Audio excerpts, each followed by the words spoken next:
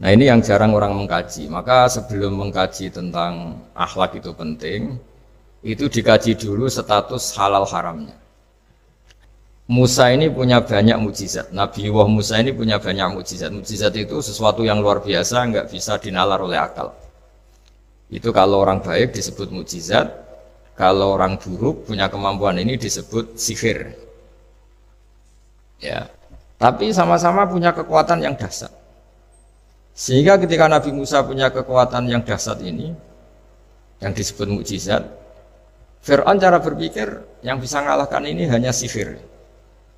Dulu itu ukuran memuliakan tamu itu nomor satu ya dikasih makan. Sehingga kalau ada tamu dari jauh, Nabi itu kalau nggak bisa ngasih makan dilelang.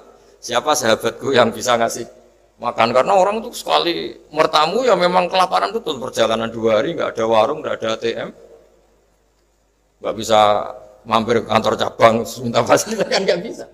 Kalau pejabat kan bisa. Dari Jakarta mampir Semarang, Semarang mampir Kragen bisa.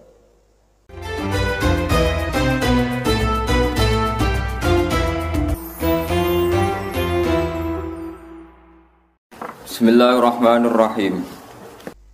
Terkait kajian akhlak atau nasihat-nasihat tentang akhlak, secara bahasa atau secara linguistik dari segi kosakata, akhlak itu kata jamak. Jadi kalau orang baik secara fisik, orang Arab bilang kholqon secara fisik. Kalau secara moral, orang Arab bilang khuluq atau akhlak. Lalu urgensinya dengan kita sebagai bangsa, sebagai umat Islam, atau sebagai manusia, itu beberapa nabi, di antara pujian Allah kepada para nabi adalah karena kebaikan akhlaknya. Lalu kebaikan akhlak ini punya urgensi dalam agama jika akhlak itu benar secara hukum, secara halal haram. Ini yang jarang orang mengingatkan. Jadi misalnya begini, senyum itu sunat itu baik gitu. Oke, kita sepakat senyum itu sunat. Tapi para penipu itu juga senyum. Karena kalau tidak senyum itu tidak bisa nipu gitu. Mungkin wanita nakal ya juga senyum. Orang-orang bisnis yang bodong biasanya cara ngerayu juga pakai senyum. Maka senyum ini berstatus nilai ibadah setelah kepastian target itu halal atau dalam konteks sesuatu yang disahkan agama. Sekali ndak, maka yang menjadi tidak halal. Ya, tadi senyumnya orang yang mau nipu, senyumnya lembaga-lembaga atau apa yang bodong atau apa sajalah.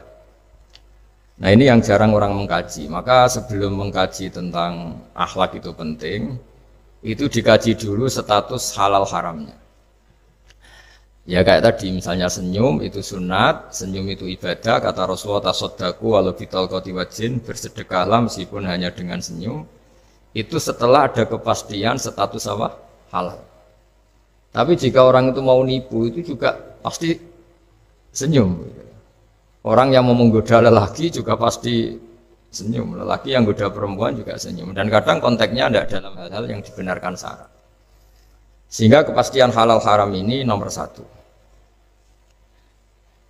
Terus kedua, akhlak ini yang menurut disiplin fikih memang agak jelimet ya, tapi nanti Anda mudah memahami. Akhlak, misalnya ekspresi senyum atau ceria, itu dianggap sunat. Kalau dalam fikih dianggap sunat. Sunat itu ya tidak sampai wajib. Tapi ada konteks tertentu yang sunat ini menjadi wajib. Misalnya kita sebagai dai ya, sebagai ustadz itu, orang-orang yang nakal ini bawaannya senyum, ramah. Tapi kita yang ustadz ini bawaannya merengut, cemberut. Sehingga kecenderungan orang itu ngidolakan yang nakal. Nah ini penting saya jelaskan supaya orang itu bicara akhlak. Akhlak itu tadi saya katakan, senyum itu baik, ramah itu baik. Tapi setelah status hukumnya itu halal gitu, ya. Jadi kalau sebelum status hukum itu halal, ini ya ramahnya menjadi tidak baik. Misalnya kamu punya istri cantik, kemudian dia ramah sama lelaki siapapun, kamu kan pusing. Terus alasannya ramah itu baik. Makanya di Quran diingatkan fala takhdu'na bil qawli fayatma alladzi fi qalbihi marad. Orang-orang solihah, orang-orang yang afifah, wanita-wanita terhormat, jangan terlalu ramah sama lelaki lain, karena lelaki lain yang kamu ramahin, kalau kebetulan dia ada orang baik, pikiran ramah kamu ini ditafsirkan yang macam-macam. Nah, jadi ini karena saya sebagai kiai memang menekuni fikih, sehingga sebelum bicara jauh tentang hukum moral, itu pastikan dulu status halal haramnya. Baru ada numpang hukum akhlak. Sodako juga gitu, banyak orang dermawan itu, ternyata nyuwun sewu memang uang korupsi sehingga mudah ngasih orang banyak. Pas uangnya sendiri ternyata berat. Ini belum bisa dikatakan sodako karena bawaannya dermawan, karena uang saya saja. Jadi kepastian hukum ini harus ada dulu. Makanya dalam Islam fikih itu nomor satu, hanya nomor satu itu ya kepastian hukum. Baru di level aplikasi hukum itu penerapannya, tatbikinya kalau dalam bahasa Arab butuh akhlak. Terus ketiga, cerita-cerita akhlak itu yang paling fenomenal itu kata banyak mufassir. Kenapa Saharatu Fir'aun? Jadi ketika duel, saya cerita sedikit. Musa ini punya banyak mukjizat. Nabi Musa ini punya banyak mukjizat. Mukjizat itu sesuatu yang luar biasa, nggak bisa dinalar oleh akal. Itu kalau orang baik disebut mukjizat, kalau orang buruk punya kemampuan ini disebut sihir. Ya, tapi sama-sama punya kekuatan yang dahsyat. Sehingga ketika Nabi Musa punya kekuatan yang dahsyat ini, yang disebut mukjizat, Fir'aun cara berpikir yang bisa mengalahkan ini hanya sihir. Dipanggillah ahli sihir yang profesional, yang top. Dan mulai dulu itu wong ya seneng duit gitu. Jadi ahli sihir yang mau datang tapi berani berapa gitu. Jadi itu sudah mulai dulu gitu. Jadi sekunane kuno itu transaksinya itu ya harus berani berapa gitu. Fir'aun katanya innakum idzal laminal muqarrabin. Kamu tak jamin menjadi orang dekat saya. Jadi mulai dulu kalau dukung itu ya harus dapat jatah gitu. Jadi jatah orang dekat. Nah, dulu itu apa menteri atau apa tidak tahu, tapi mulai dulu ya sudah gitu. Kata Fir'aun oke. Akhirnya pertarungan itu mau dimulai. Lah uniknya ketika mau dimulai itu Saharah ini ahli sihir yang bawaan Fir'aun tadi, sewaan nih tadi, bayaran. Itu di luar dugaan Mas Andri itu malah sopan sama Nabi Musa. Ditonton orang banyak padahal. Ditonton orang banyak karena Fir'aun tuh ingin Nabi Musa itu kalah. Musa kalau dia manggil. Tapi di luar dugaan itu para ahli sihir itu entah saking wibahnya Nabi Musa itu, jenengan dulu apa saya dulu? Monggo jenengan dulu apa saya dulu? Imma antulkiyah wa imma anahnul mulkin. Monggo jenengan dulu atau kita dulu. Jadi harusnya secara teori tarung itu semakin menteror atau ada gebrakan yang mengagetkan, ini kan lebih mudah mengalahkan Musa. Tapi enggak, malah Musa ditanya, wahai Musa, imma antulqiyah wa imma anahnul mulkin. Monggo jenengan dulu atau kita dulu. Nabi Musa juga membalas yang sopan. Enggak, kalian dulu saja. Nah itu kata para ahli tafsir. Barokahnya akhlak yang dilakukan Saharatu Fir'aun ini, al-qawwa fi qulubihim al-iman. Allah saat itu juga memberi iman. Jadi barokahnya sopan sama Nabi siapa? Musa. Jadi barokah akhlak paling fenomenal dalam dunia tafsir adalah ketika Saharatu Fir'aun mendapat berkahnya adab, berkahnya akhlak sampai iman. Sehingga kalau dalam khazanah-khazanah Islam, amal yang paling mudah diterima Allah itu diantaranya satu itu akhlak, dua sedekah. Dalam cerita-cerita kitab yang saya pelajari, sedekah juga gitu. Ada orang itu saking bejatnya, dia seorang kaya raya. Itu saking bejatnya itu cara berpikir itu menurut dia ya rasional, tapi ngawur sekali. Dia punya putri cantik gitu. Ya tentu dia yang rawat. Terus dia ngenangan itu, wong anakku ayu dirabi wong liya. Walhasil itu dia punya rencana menikahi anaknya sendiri. Itu kan sebejat-bejatnya orang. Dan dia cara berpikir itu begitu, memang namanya orang Majusi, tidak beragama. Tapi ketika dia, banyak ulama yang bilang namanya orang ini Bahram. Tapi siapapun namanya itu, cerita ini populer di literasi, di hazanah-hazanah atau di referensi kita. Pas malam pertama mau menggauli putrinya, ada janda sepuh itu notok pintunya ya, supaya dikasih sedekah. Itu anehnya dia itu tergerak untuk memberi. Ketika mau memberi, si janda ini berubah pikiran. Wong saya ini muslimah kok minta orang kafir. Tidak jadi minta, tapi lari ketika dikejar lari. Setelah di rumah melihat anak-anaknya itu menangis, Mas Andri, kembali lagi minta. Setelah mau dikasih, lari lagi sampai 3 kali. Singkat cerita si Bahram ini lalu tetap ke rumahnya dan ternyata mendengar anak-anak menangis karena kelaparan. Dia tergerak hatinya, itu membawa cara Indonesia, membawa beras sendiri, membawa roti sendiri, semua keperluan itu dicukupin, dibawa sendiri, diantarkan. Dan uniknya saat itu juga dia berpikir waras langsung, nggak ingin lagi menggauli anaknya, nggak ingin lagi. Jadi barokahnya sedekah itu dilakukan orang kafir, itu langsung ada berkah. Sampai saat itu dia iman, dan hebatnya ada seorang wali di era itu mimpi disuruh menghormati si Bahram ini, bahwa ini umat saya, ini walhasil itu sampai diapresiasi. Nah, lagi-lagi kembali ke sedekah.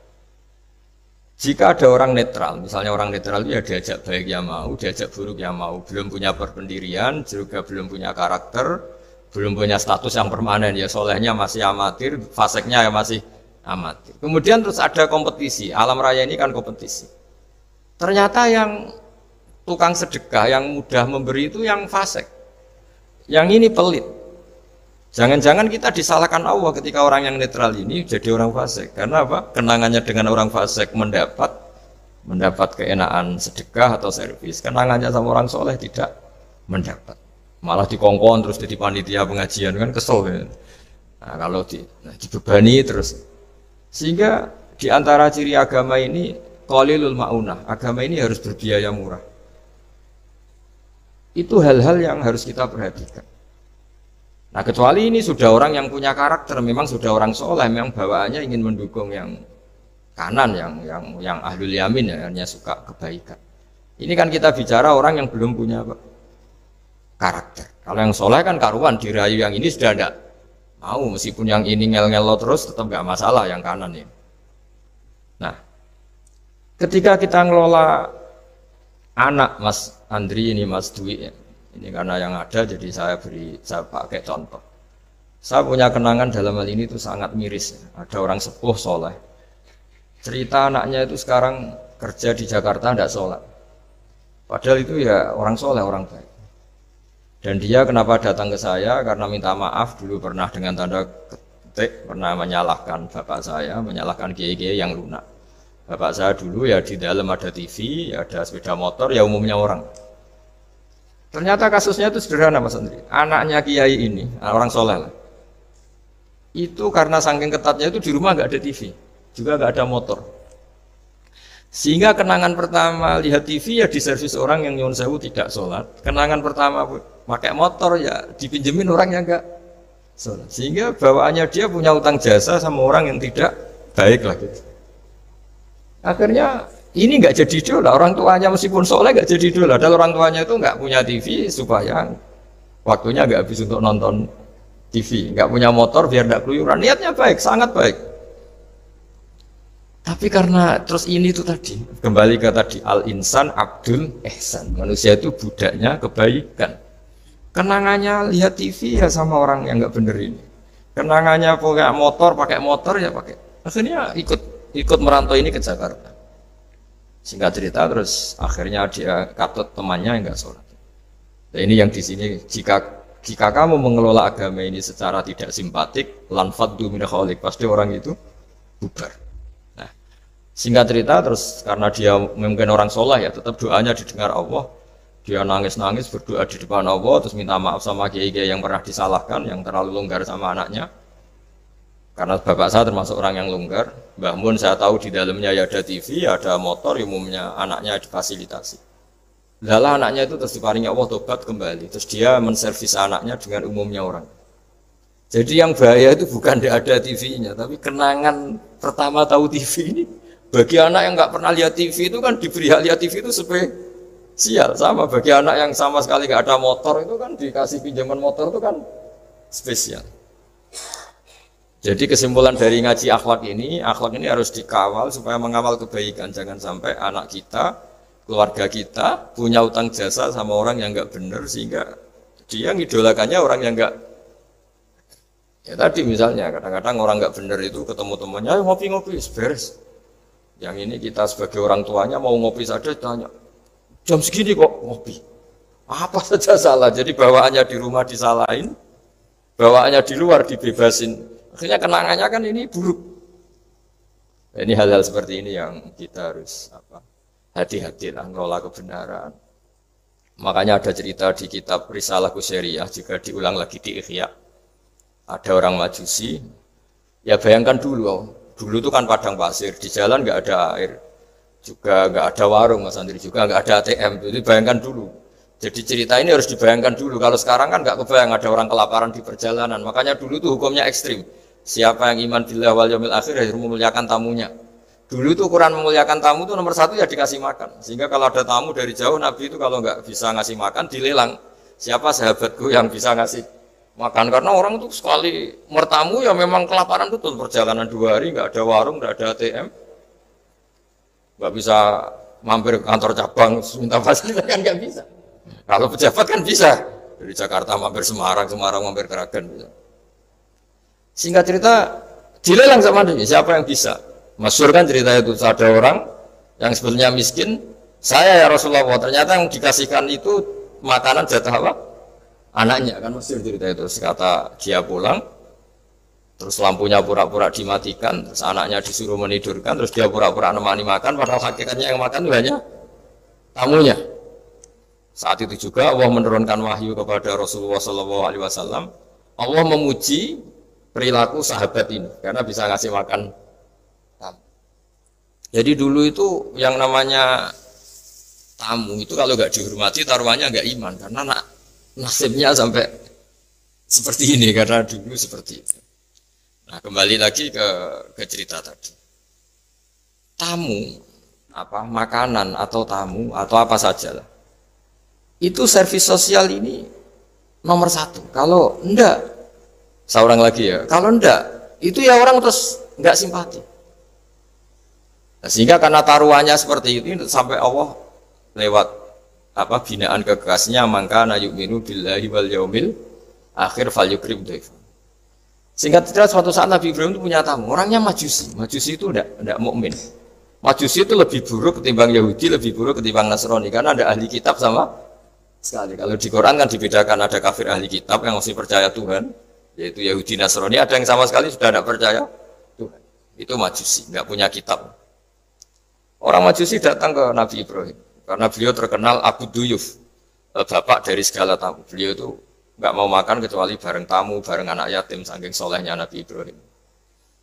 Saya ulang lagi, bayangkan dulu, memang makan itu luar biasa. Sekarang kan biasa karena tamu sudah makan dulu di warung, nginepnya di hotel, malah kadang disuguhi udah pati makan karena nggak selera, ribet malah tamu sekarang. Malah komplain bila perlu ribet. Nabi Ibrahim itu ketika orang itu kelaparan, ya Ibrahim karena dia nggak mukmin ya, manggilnya jangkar. Tolong hari ini saya kasih makan. Enggak, hatta tu'mina, sehingga kamu iman. Singkat cerita orang ini frustasi karena ini tokoh. Nabi Ibrahim itu tokoh-tokoh besar muslim ya tentu. Akhirnya dia putus asa. Putus asa terus sudah walla itu sudah balik kanan, sudah ngelunyur saja meninggalkan Ibrahim karena sudah putus asa lah. Saya Majusi, dia Nabi, dia tokoh Islam pasti tidak ngasih makan. Apa yang terjadi? Saat itu juga Allah karena beliau Nabi bisa komunikasi dengan Allah dapat wahyu. Lihat orang itu umur berapa? 70 kira-kira gitu atau 60. Kata Allah, orang itu baru ini loh kelaparan katanya. Dan baru ini juga minta kamu kan? Iya. Dan kemarin-kemarin tidak pernah kelaparan ya baru ini ya. Kata Allah, saya yang Tuhan saja ngasih makan dia padahal tidak iman sama saya. 60 tahun. Kamu diminta untuk 1 hari saja kok mensyaratkan apa? Iman. Dia panggil saja supaya makan di kamu. Salah saya. Dipanggil akhirnya sama Nabi Ibrahim dikejar. Udah, ayo makan ke saya. Ya gimana? Tidak usah syarat iman, pokoknya makan saja. Nah, sudah si makan sama Nabi Ibrahim di servis, tanya orang itu. Kok kamu mendadak baik tadi sini sih? Itu ya, ditegur Allah, saya salah katanya. Loh, Allah yang Tuhan itu, menurut kamu Tuhan itu betul negur kamu? Iya. Dia nangis. Ternyata Tuhanmu itu Tuhan betul ya. Saya yang majusi aja diperhatikan kata. Bahkan menyalahkan kekasihnya kamu katanya. Ya saya mau iman saja katanya.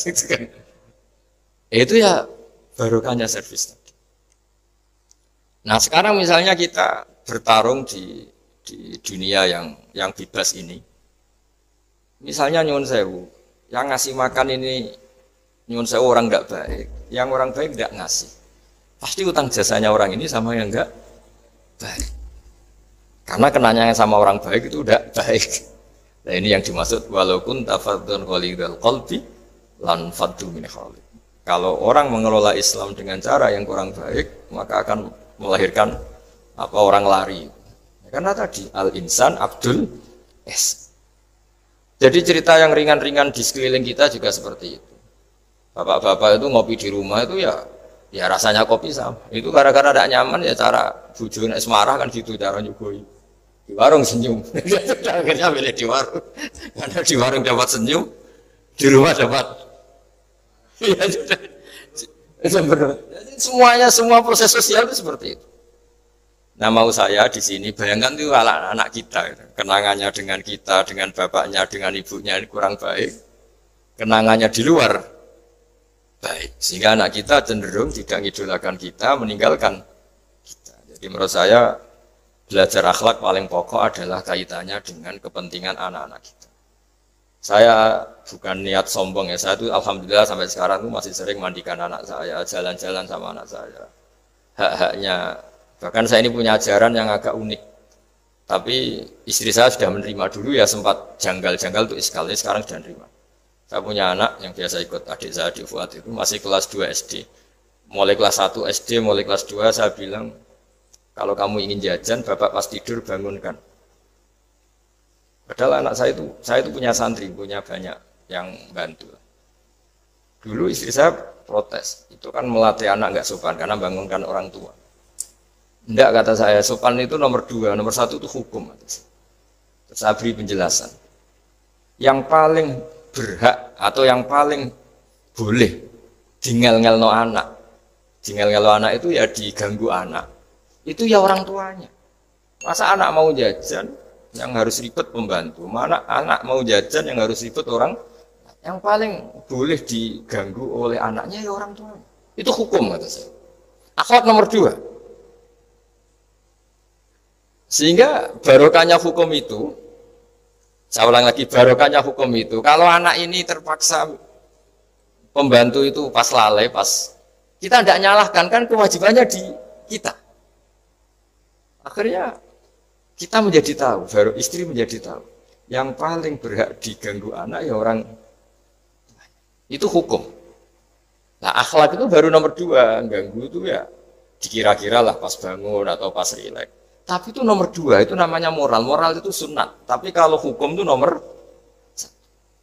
Sehingga akhirnya orang tua, anak ini senang. Betapa baiknya orang tua kita, pas tidur saja dibangunin mau, demi kepentingan dia. Akhirnya anak ini punya kenangan baik sama orang tua. Pas tidur saja bapak diajak mau. Apalagi pas happy. Nah karena kenangannya baik, ya idolanya orang tuanya. Ketika idolanya orang tuanya dan kita orang baik, mau ngajak sholat ya gampang, mau ngajak ngaji ya. Bayangkan kalau kenangannya dia dimintai uang nggak boleh, bentak, salah jam kayak atau salah jadwal atau apa, salah momentum, masa anak kecil diwalate salah, pakai momentum pakai apa ini. Nah, ketika kita ngangkon belajar sudah susah karena kenangannya enggak baik. Jadi kunci daripada ini makanya saya bilang berkali-kali. Oke, kita belajar akhlak, belajar moral, tapi nomor 1 itu hukum. Saya ulang lagi hukum. Karena agama ini ciri khasnya itu hukum. Hukum itu ketentuan. Jadi aturan Islam itu detail.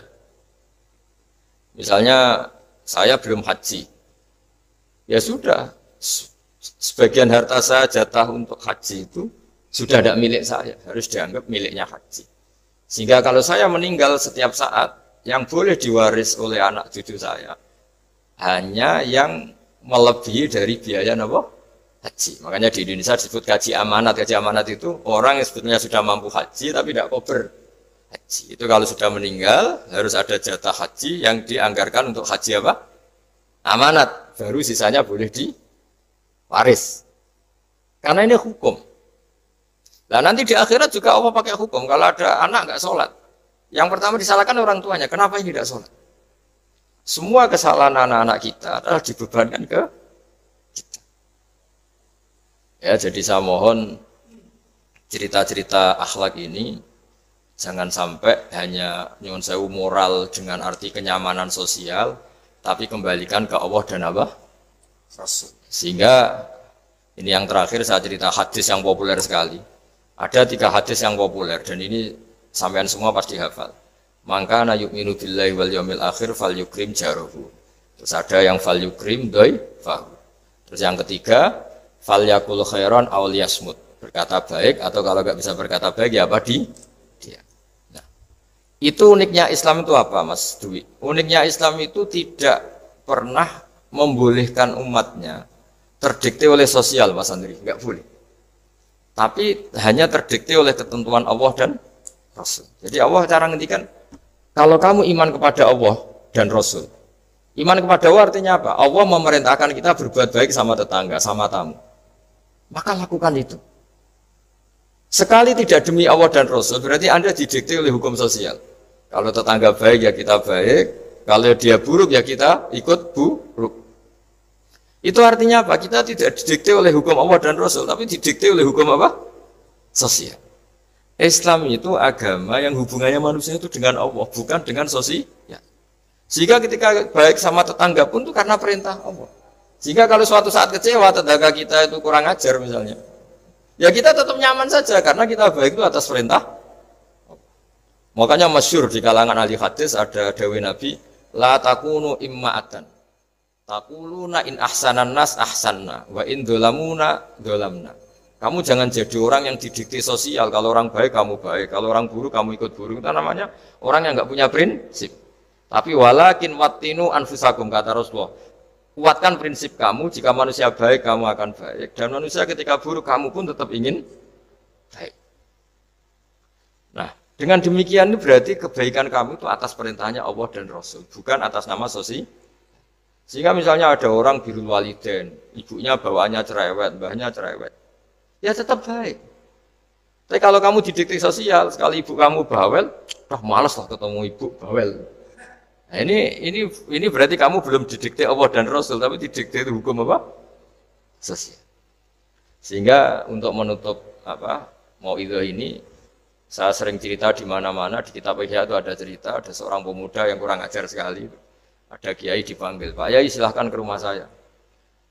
Ya kira-kira cara sekarang mungkin 500 meter datang. Setelah sampai depan rumahnya, sudah Pak Yai saya tidak punya kebutuhan sama kamu. Itu kiainya senyum, rileks.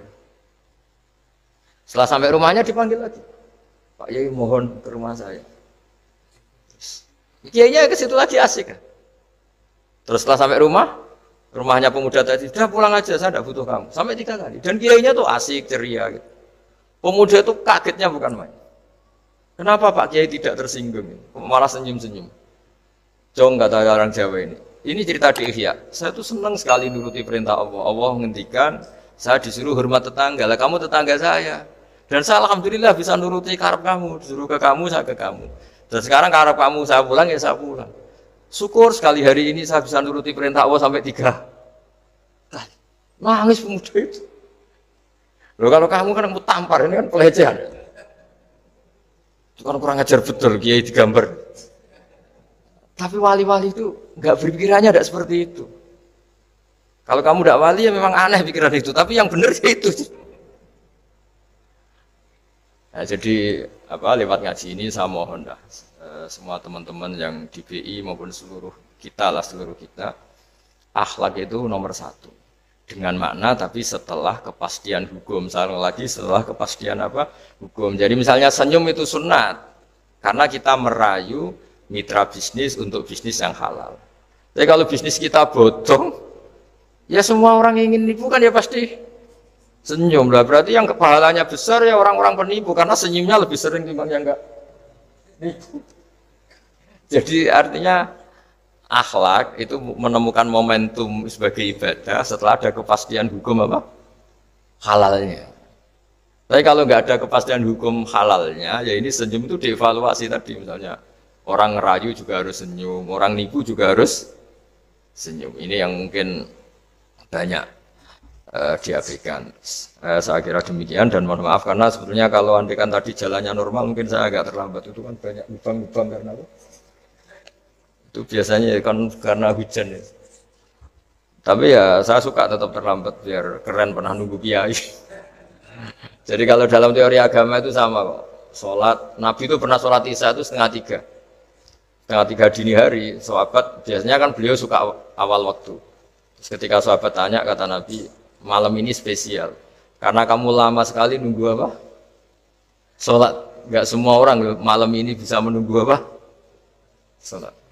Jadi artinya apa bawaannya itu nunggu kebaikan. Jadi di antara trik atau resep husnul khotimah, ya ini sebagai penutup ngaji, resep husnul khotimah itu inna wa ta'ala yubahi malaikatahu, Allah membanggakan kita, yubahi bikum malaikatahu, Allah bangga dengan kita. Di antaranya apa Mas Andri? Umatnya Rasulullah SAW itu kalau habis subuh ditanya, ngapain kamu hidup nunggu sholat duhur? Ngapain kamu hidup setelah sholat duhur, nunggu sholat asar? Sehingga kita ini menunaikan fardu yang diwajibkan Allah dan menunggu datangnya fardu yang lain. Jadi orientasi kita fahijratuhu ilallah wa rasul. Tapi kalau kita orientasinya mapan, kenapa kamu hidup? Sama mati setelah mapan, sama mati setelah jabat. Ini kan berarti perjalanan kamu ila dunia, orientasi kamu dunia. Faman kana hijratu ila dunya aw imra'atin yang kihuwa fahijratuhu ila ma hajara ilaih. Tapi kalau kamu niatnya, kenapa kamu berani hidup? Supaya bisa sholat, supaya bisa ibadah. Berarti perjalanan kamu hanya menuju Allah dan jadi sehingga di antara alamat husnul khotimah adalah orang setiap sudah melakukan satu kebaikan berani hidup karena berharap bisa melakukan kebaikan yang lain. Jadi dari satu kebaikan rutenya menuju kebaikan yang lain. Ya, saya kira demikian dan mohon maaf. Assalamualaikum warahmatullahi wabarakatuh.